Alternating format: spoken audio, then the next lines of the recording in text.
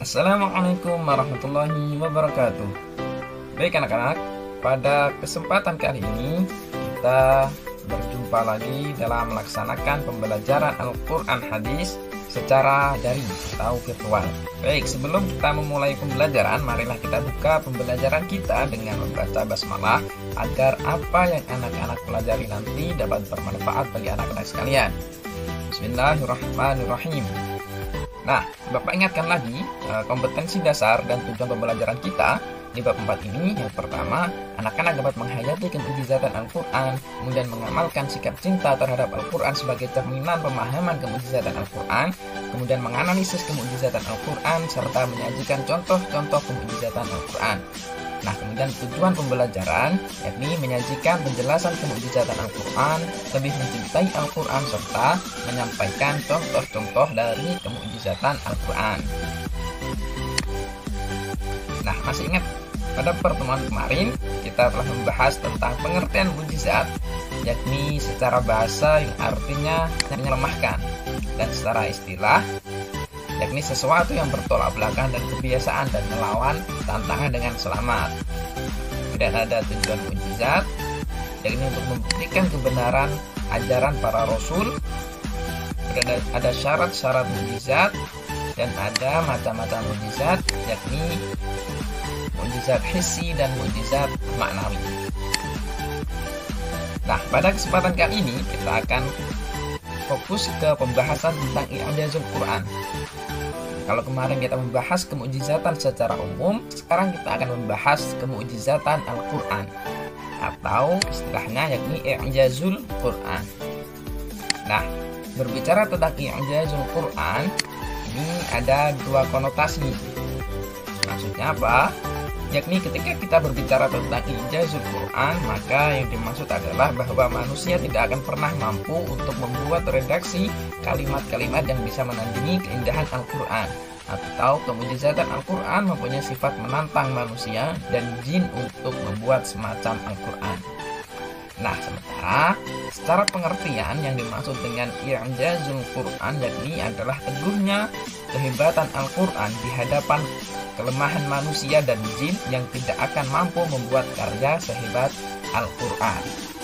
Nah, maksudnya adalah tidak ada yang bisa menandingi keindahan ayat-ayat Al-Quran, baik itu dari bahasanya maupun dari substansi atau kandungannya. Nah, itu akan kita bahas nanti. Selanjutnya adalah tujuan i'jazul Quran. Nah, kalau kemarin tujuan mujizat yakni adalah untuk meneguhkan ajaran para rasul. Nah, kalau Al-Quran, i'jazul Quran berarti untuk meneguhkan kebenaran pengakuan dan ajaran Nabi Muhammad, karena Al-Quran dibawa oleh Nabi Muhammad. Yang kedua, mematahkan tuduhan kaum kafir bahwa Al-Quran adalah buatan Muhammad.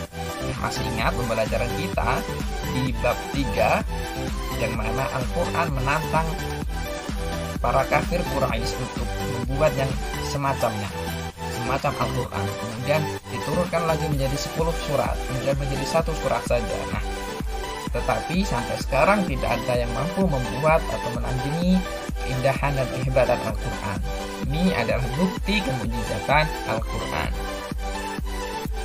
Nah, selanjutnya adalah aspek-aspek kemujizatan Al-Quran.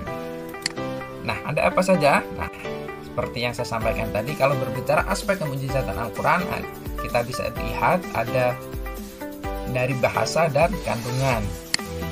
Maksudnya dari bahasa, yakni bahwasanya wujud kemujizatan Al-Quran dalam hal bahasa, yakni adalah keindahan dan kelembutan bahasanya, kemudian keserasian antar kata, antar kalimat yang ada di dalam Al-Quran, kemudian bahasanya sesuai dengan akal dan perasaan, kemudian ada keanekaragaman bahasa yang begitu banyak, kemudian ada bahasa-bahasa yang membahas secara global, ada juga yang terperinci, dan juga bahasa yang disampaikan lugas dan mudah dimengerti. Itu termasuk kemujizatan Al-Quran dari sisi bahasanya. Nah, kemudian dari sisi kandungannya. Nah, Al-Quran memuat berita-berita gaib. Misalnya adalah cerita tentang malaikat, cerita tentang surga, tentang neraka. Al-Quran menceritakan itu semua. Yang sebelumnya tidak ada yang tahu apa itu surga, apa itu neraka, dan sebagainya. Tetapi Al-Quran mampu menceritakan itu semuanya. Kemudian kemukjizatan ilmu pengetahuan. Nah, misalnya adalah Al-Quran menceritakan tentang proses terbentuknya manusia. Nah, sementara secara ilmu pengetahuan baru ditemukan beberapa tahun, beberapa abad setelah turunnya Al-Quran. Kemudian ada juga dari sumber aturan Islam yang universal. Artinya salah satu kemukjizatan Al-Quran bahwasanya hukum atau aturan yang ada di dalam Al-Quran itu universal, sehingga itu berlaku baik zaman dulu kemudian hingga sampai sekarang.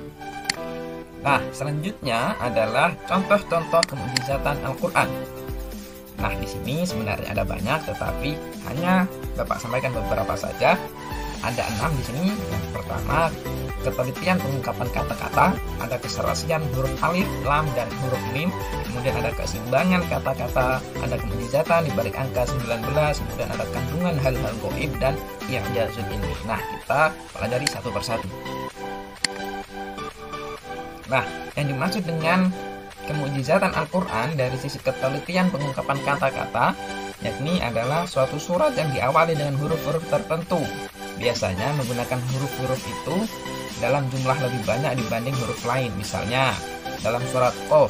Nah, huruf Qaf yang terdapat dalam surat Qaf tersebut jumlahnya lebih banyak daripada huruf-huruf yang lain. Kemudian keserasian huruf alif, lam, dan mim. Misalnya dalam surat yang diawali dengan kata alif, lam, dan mim. Misalnya dalam Quran surat Al-Baqarah. Nah, jumlah huruf alif selalu lebih banyak daripada lam, dan juga jumlah huruf lam selalu lebih banyak daripada huruf mim. Nah, selanjutnya adalah keseimbangan kata-kata. Maksudnya adalah misalnya kata al-hayatu. Nah, al-hayatu itu artinya hidup. Nah, di dalam Al-Quran ada 145 kali disebutkan kata al-hayatu. Nah, sementara lawannya yakni adalah al-mautu atau mati juga disebutkan sejumlah 145 kali di dalam Al-Quran. Kemudian lagi misalnya ad-dunya, dunia, disebutkan 115 kali di dalam Al-Quran. Sementara kata al-akhirah atau akhirat juga disebutkan 15 kali di dalam Al-Quran. Nah, selanjutnya adalah kemukjizatan di balik angka 19. Nah, angka 19 adalah angka istimewa di dalam Al-Quran. Jumlah huruf yang terdapat pada kalimat basmalah atau bismillahirrahmanirrahim terdiri dari 19 huruf. Dan setiap kata di dalam bismillahirrahmanirrahim itu artinya berarti ismi, kemudian Allah, Ar-Rahman, dan Ar-Rahim. Nah, setiap katanya itu di dalam Al-Quran disebutkan 19 kali atau kelipatan dari 19. Misalnya kata ismun di dalam Al-Quran disebutkan 19 kali. Kemudian Allahu disebutkan 2698 kali, yang artinya adalah 19 kali 142. Kemudian Ar-Rahmanu berulang 57 kali, artinya 19 kali 3.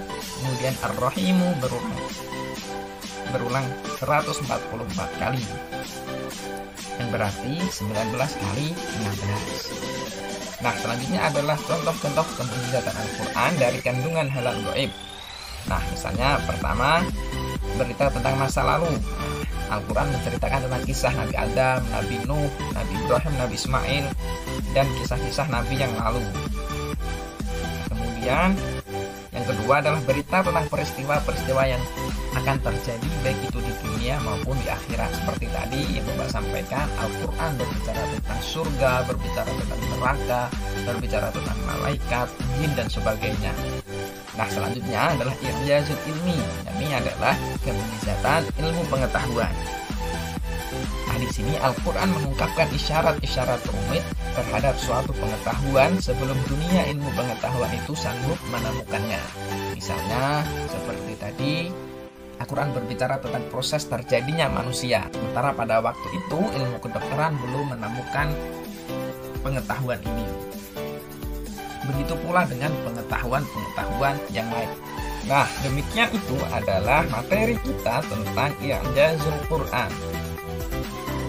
Baik itu dari pengertian, kemudian tujuan i'jazul Quran, kemudian aspek-aspek kemukjizatan Al-Quran yang bisa dilihat dari sisi bahasa, kemudian sisi kandungannya, kemudian juga contoh-contoh dari kemukjizatan Al-Quran.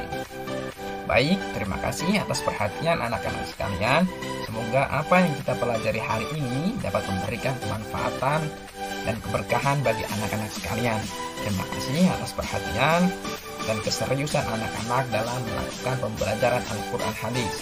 Marilah kita tutup pembelajaran hari ini dengan membaca hamdalah bersama-sama. Alhamdulillahirabbil alamin.